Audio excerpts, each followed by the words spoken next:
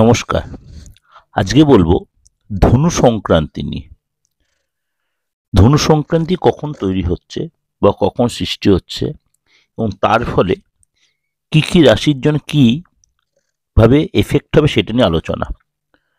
জ্যোতিষশাস্ত্র অনুসারে যেদিন সূর্য তার রাশি পরিবর্তন করে ধনু রাশিতে প্রবেশ করবে সেদিন কিছু বিশেষ ব্যবস্থা গ্রহণ করলে জীবনে অনেক সমস্যা থেকে মুক্তি পাওয়া যায়। এছাড়া মনের ইচ্ছাও পূরণ হয়। গ্রহের রাজা সূর্য প্রতি রাশি পরিবর্তন যখন করে খুবই বিশেষ একটা তাৎপর্যপূর্ণ, সেই দিনই সংক্রান্তি সৃষ্টি হয়। ধনু সংক্রান্তি এবং মকর সংক্রান্তি হলো সূর্যের সমস্ত 12টি রাশি ট্রানজিট বা সংক্রান্তির মধ্যে সবচেয়ে গুরুত্বপূর্ণ। ধনু সংক্রান্তি ও মকর সংক্রান্তি সূর্যের সমস্ত ট্রানজিট বা সংক্রান্তির মধ্যে সবচেয়ে গুরুত্বপূর্ণ।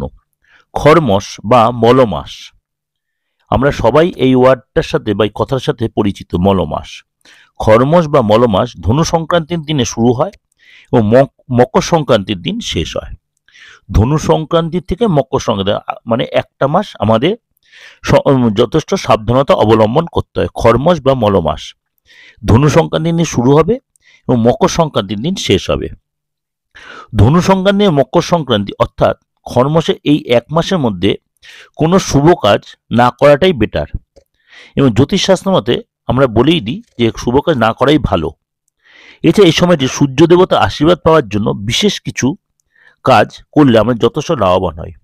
এই বছর ধনু সংক্রান্তি পড়েছে এই 2024 সালের 16ই ডিসেম্বর। 2025 সালের 15ই জানুয়ারি মকর সংক্রান্তি পালিত হবে, অর্থাৎ 16ই ডিসেম্বর থেকে 15ই জানুয়ারি মলমাস থাকবে। এই সময় ধনু সংক্রান্তির কিছু ব্যবস্থা করলে সূর্য দেবতার আশীর্বাদ লাভ করবেন।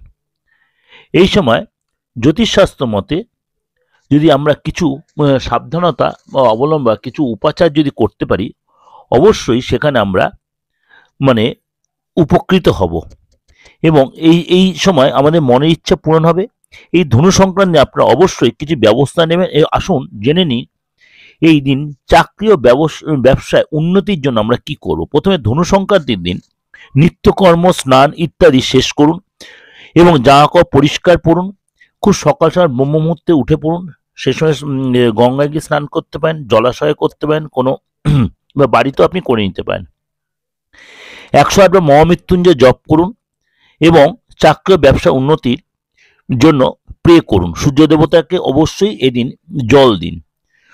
পূর্বপুরুষে প্রসন্ন করার জন্য অবশ্যই ধনু সংক্রান্তির দিন পিতৃপুরুষের উদ্দেশ্যে অবশ্যই বিশেষ কিছু ব্যবস্থা গ্রহণ করতে পারেন এবং আপনার অনেক কিছু সমস্যার সমাধান হবে। ধনু সংক্রান্তির দিন পূর্বপুরুষদের পুজো দিন, তিল দান করুন, পবিত্র নদীতে স্নান করুন, জলাশয়ে স্নান করুন, পুষ্করিণীতে স্নান করুন বা বাড়িতেও আপনি স্নান করতে পারেন তিল দিয়ে, এবং গায়ত্রী মন্ত্র এদিন অবশ্যই জপ করুন।